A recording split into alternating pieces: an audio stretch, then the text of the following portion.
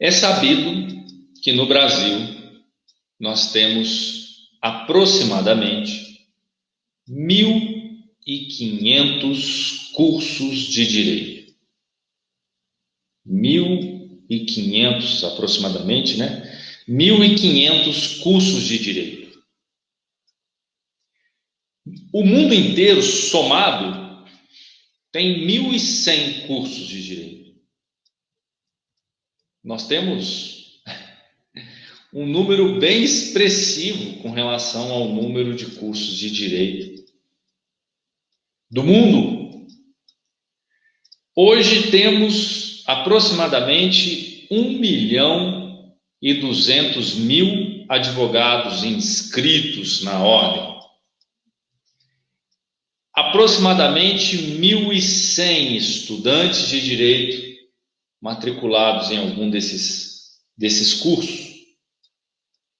Uma conta básica aí, temos uma projeção para que já no ano que vem tenhamos o número recorde de 2 milhões de advogados no Brasil.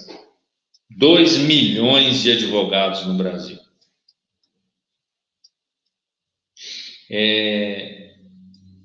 Será como a maioria desses advogados e dessas advogadas tem tratado a sua advocacia? Será como que a maioria desses ainda estudantes de direito pensam na sua futura advocacia? Como advogar? Como cuidar dessa advocacia nesse mundo competitivo que é o mundo jurídico brasileiro, do mercado, né? O mercado jurídico brasileiro.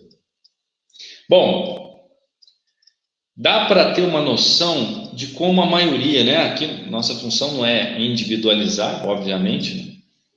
Mas dá para ter uma ideia de como a maioria tem tratado a sua advocacia. Uma atuação passiva de captação de clientes. Uma herança do passado. Uma herança de uma advocacia diferente. Hoje os tempos são outros, mas as práticas, muitas práticas, inclusive no que tange a captação de clientes, tem sido a mesma de outrora. Então, o que é essa atuação passiva de captação? É o advogado esperando o problema jurídico se manifestar, o problema jurídico se manifesta e eis que surge na mente daquilo que nós chamamos prospecto, do ainda possível cliente, surge na mente da pessoa física ou jurídica a ideia, então, da contratação de um advogado. Bom, essa é a tal captação passiva, né, que tanto falamos. Essa é a forma antiga e ultrapassada de captação. Bom, somada a essa forma, ou seja, o advogado espera o problema se manifestar e aí acontece naturalmente lá na mente do cliente a necessidade do advogado e ali essa pessoa, essa empresa vai buscar o seu advogado.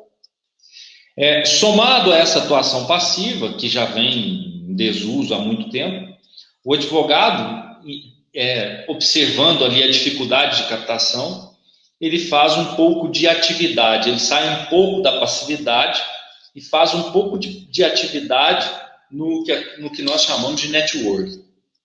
Né? Ele faz um pouco de atividade tentando se mostrar na verdade o seu serviço, mostrar que ele está ali, que ele é um bom profissional, que ele está ali para auxiliar quando o problema jurídico surgir.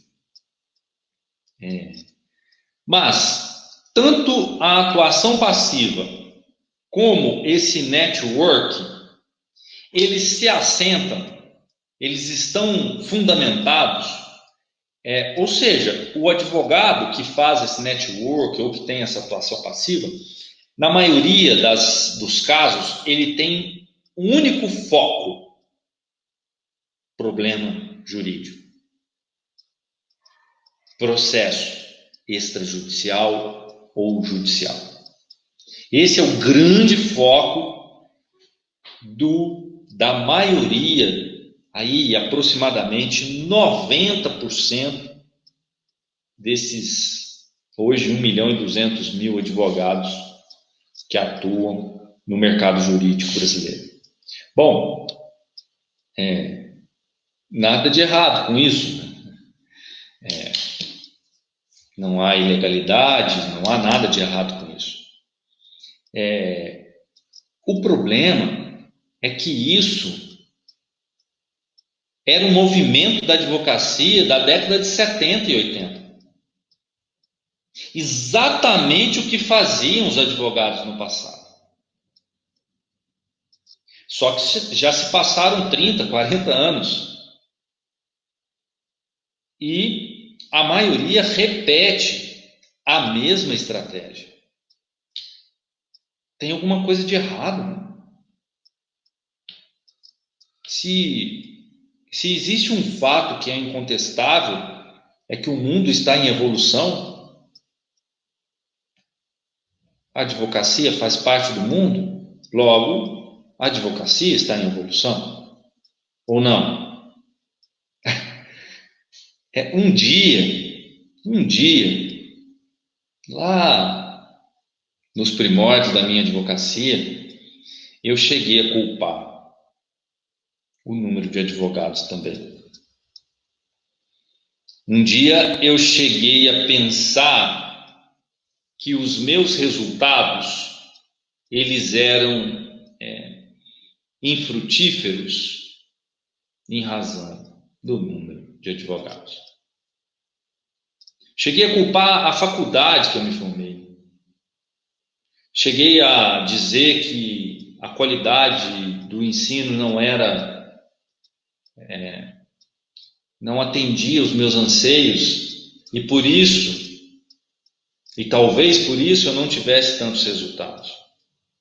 Cheguei a culpar o judiciário, a morosidade, a falta de um sistema muito tumultuado, cheio de processo. Cheguei a culpar o judiciário.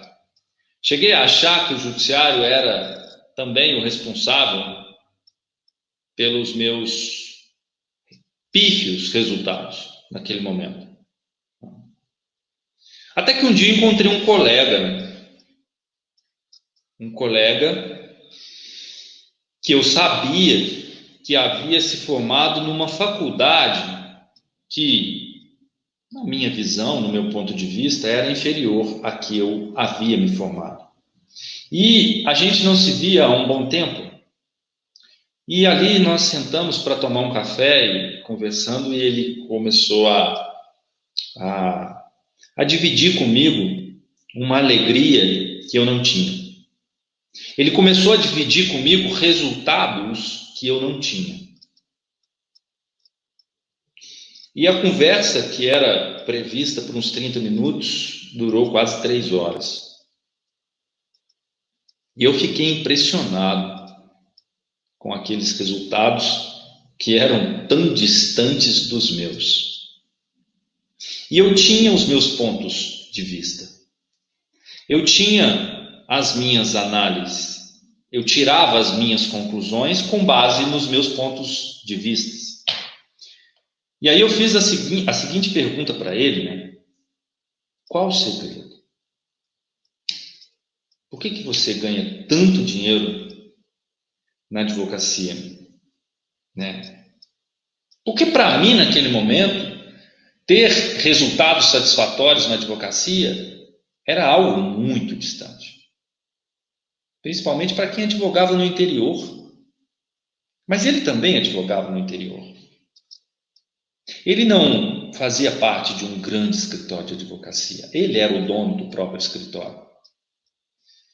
E aí eu perguntei o segredo, né, esperando que ele ali me desse uma área, que ele me dissesse qual a área do direito que ele atuava, que estava tão rentável, né, que dava tantos resultados para ele. E eu nunca vou me esquecer da resposta dele. Ele disse assim para mim: trate a sua advocacia como um negócio.